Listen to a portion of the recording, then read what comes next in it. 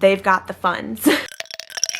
Good morning and happy moving vlog part 2, I guess, but it's the first day that we're actually packing up and moving. If you watched the first video, you'll see our empty apartment tour. That's what we're moving into, and we're kind of having a staggered move, which is nice. We have quite a bit of overlap between this apartment and our new apartment, and so the things that we're packing up now are just things that can go over there before we fully move over there. I've packed up all of my books, I've packed up puzzles. That's kind of the vibe of the trips we're making over today. On Friday, so today's Saturday. This upcoming Friday is when we have actual movers coming that would do the furniture and things that we cannot take in Zach's car. And so the goal is to have everything ready for them by Friday. We're also planning on going to brunch today so that we can be, well powered up for the move that we're doing, the parts of the move that we're doing today. Here are some of my bags of books and puzzles. Just kind of using reusable shopping bags. And then I feel like this room looks a mess because there's just a lot of things all over the place. But all of these loose things we're going to be trying to pack up and get on over there.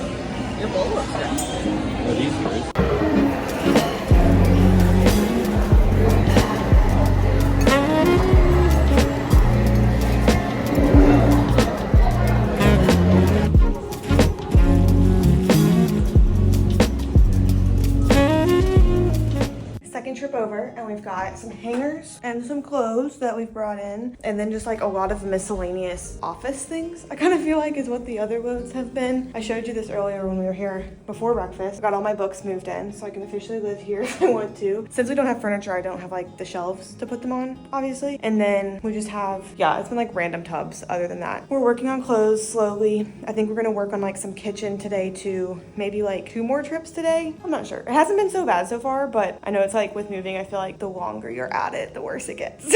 But spirits are high. Another broken egg. But then I didn't know how long.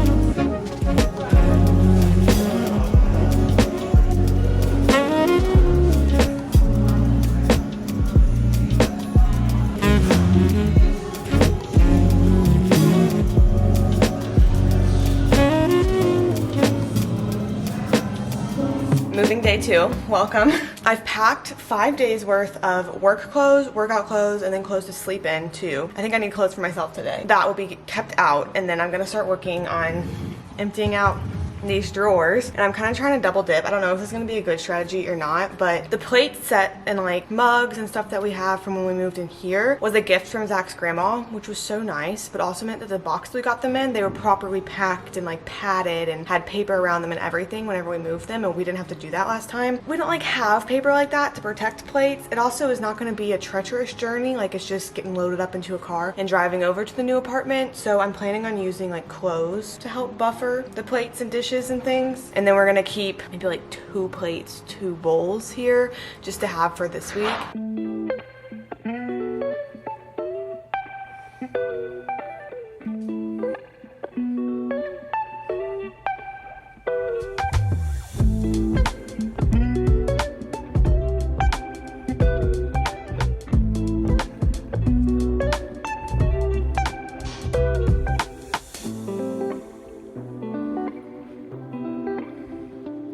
There is truly always something that comes up when we're moving that'll go wrong. And like looking back, this is an okay one to have gone wrong, but in the moment was really not loving it. Whenever we were going to get our keys, our whole plan, readjust here for a second. Whenever we were going to get our keys, our whole plan was to get a money order like after work from Kroger. I even mentioned it in a weekly vlog that I recently posted. It was like, oh, after work today, we're going to get a money order so that we can like give them the first month and whatever and the security deposit whenever we go get our keys today. It was a great plan.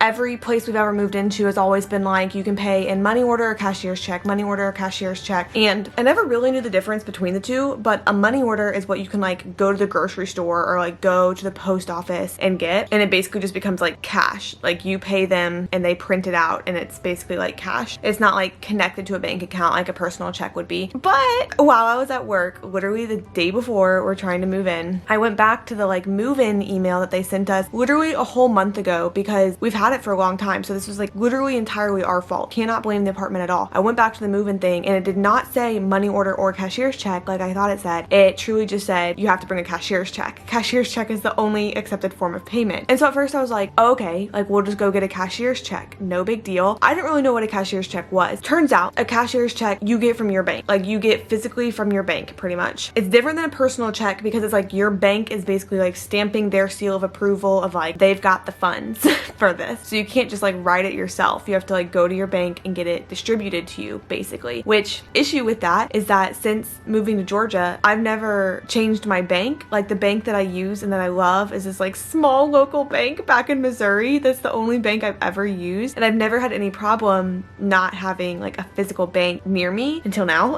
because they would have been able to issue me a cashier's check had I tried like the month whenever we'd gotten the email saying you need a cashier's check. Had I done it then, that would have been just fine. They would have been able to do that. But the day before we're trying to get keys, they can't really do that via mail as easily as they could have. So I'm in that situation. Zach is in that situation. And so both of us are like, what do we do? Because we need a cashier's check in order to get our keys and to move in. And like we've already signed the lease and everything. And I was looking up like, do banks that you don't have accounts with give you cashier's checks? And everywhere was like, no, like due to money laundering and like all of these things, like banks have really cracked down and like they will not give you a cashier's check unless you're a customer there. So we're like, okay, cool. I like called a couple credit unions and we're just like, just out of curiosity, like, would you give a cashier's check if we're not a customer with you? And they were like, no, nowhere does that. One person was like, you could go to a Payday Loans. And I was like, I won't be going to a Payday Loans, but thank you. I don't even think they could do a cashier's check anyways either. We did check at Kroger just in case like they had like a bank or something they're associated with and they would be able to do it, but no, Kroger could just do the money orders. And so we had a bit of a stressful evening.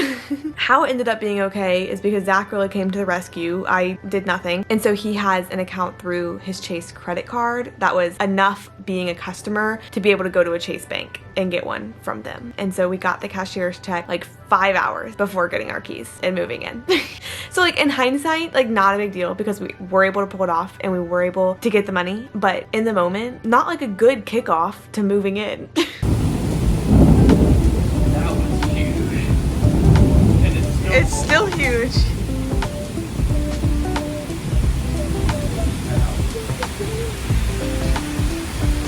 It's like get a clip of what?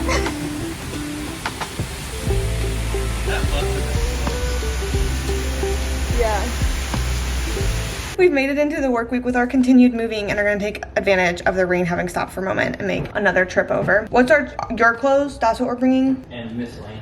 Zach's clothes, some like miscellaneous items. I'm gonna bring a plant. We don't have it's like we don't have a lot left, but also the apartment does not look empty yet. We're 3 days away from our movers coming, which will take all the furniture and everything over that wouldn't fit in our own cars. So in my head, I was kind of thinking Saturday night was our first night over there, but really it'll be Friday night because that's when our mattress will be over there. So Friday night will be our first night sleeping there, unless we just do like one more sleepover here.